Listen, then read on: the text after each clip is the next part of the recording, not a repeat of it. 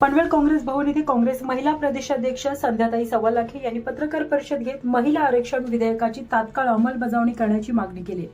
अनुसूचित जाती जमाती महिलांप्रमाणे ओबीसी महिलांनाही स्वतंत्र प्रतिनिधित्व द्यावे अशी ठाम भूमिका त्यांनी मांडली। केंद्र सरकार महिलांना केवळ आश्वासने देत असून प्रत्यक्षात न्याय देण्यात अपयशी ठरल्याची टीकाही त्यांनी केली।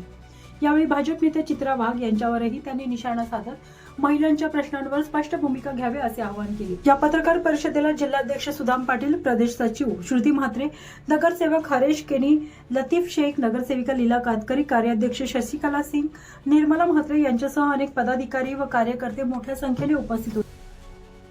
जे विधेयक त्यांनी ठेवलं होतं 17 एप्रिलला, त्याच्यावर मतदान झालं आणि त्या मतदानात ते 2 वर्ष पडले आणि त्यामध्ये 33% आरक्षण देणारी 106वी जी घटना होती ते दुरुस्ती विधेयक 2023 मध्ये संसदेमध्ये दोन्ही सभागृहामध्ये पारित झालं होतं। राज्यसभेमध्ये झालं होतं आणि लोकसभेमध्ये सुद्धा झालं होतं, परंतु त्यांनी त्याला मान्यता दिली नाही कारण त्यांना आरक्षण द्यायचं नव्हतंच। परंतु भ्रष्टाचारी होते, महिला किती गेल्या, महिलांचा प्रमाण सुद्धा नकळत नाही कारण महिला या अत्यंत प्रामाणिक असतात, निष्ठावंत असतात आणि त्या आपल्या निष्ठेने काम करत असतात। तुम्ही सांगता ना श्रुती, निष्ठेने काम आमचे सुदाम दादा निष्ठेने काम करतात।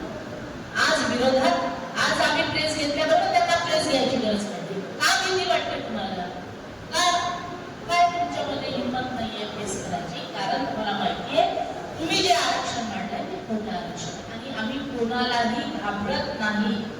कोणाच्याही डायसवर मी कायम सांगत असते, कुठल्याही व्यासपीठावर आम्हाला आम्ही यायला तयार आहे, तुमच्या प्रश्नाचे उत्तर द्यायला तयार।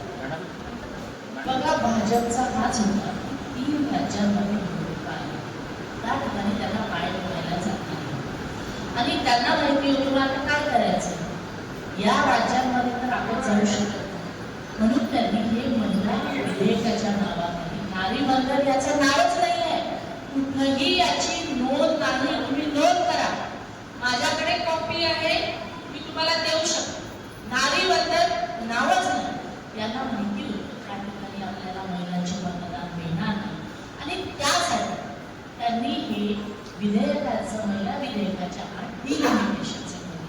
मी जे पहिलेच सांगितलं की ते डिलिमिटेशनचं जर पास झालं असतं तर कायम त्यांना सत्तेमध्ये राहायचं, कारण ते इतके हबापलेले आहेत। त्या दिवशी मला कुणीतरी विचारलं की काय झालं असतं, डिलिमिटेशन मंजूर केलं असतं, म्हटलं अभ्यास काय त्याचा 3 राज्यांमध्ये जर हे लागू केलं असतं किंवा सरसकट जर हे लागू केलं असतं तर कायम सत्तेमध्ये राहण्याचं त्यांचं जे ते 2 वर्ष पडलं आणि मग ते चिडले। कारण मोदीजींना हार मानले नाही आणि त्यांना एवढंच होतं। मी माझ्या डिबेटमध्ये सांगितलं, महाराष्ट्रात तोडफोड केली, या राज्यात तोडफोड केली, त्या राज्यात तोडफोड केली। खरंच जर तुम्हाला वाटत होतं 211 विरोधात पडले, तुम्हाला थोडे मतं विकत घ्यावे लागले असते, तेच तर धंदे आहे तुमचे, अजून ते करून घेतले असते महिला विधेयकासाठी, परंतु तिथं तुम्ही केलं नाही।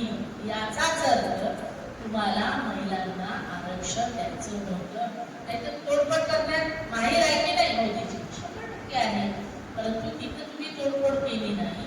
याचाच अर्थ तुम्हाला महिलांना आरक्षण द्यायचं नव्हतं। पण मी महाराष्ट्राचेच अध्यक्ष म्हणून नाही, काँग्रेसची छोटी कार्यकर्ती म्हणून सांगते की ज्या दिवशी काँग्रेस सत्तेमध्ये येणार 2029ला राहुलजी सगळ्यात पहिले काम कोणचं करणार तर महिलांना आरक्षण द्यायचं।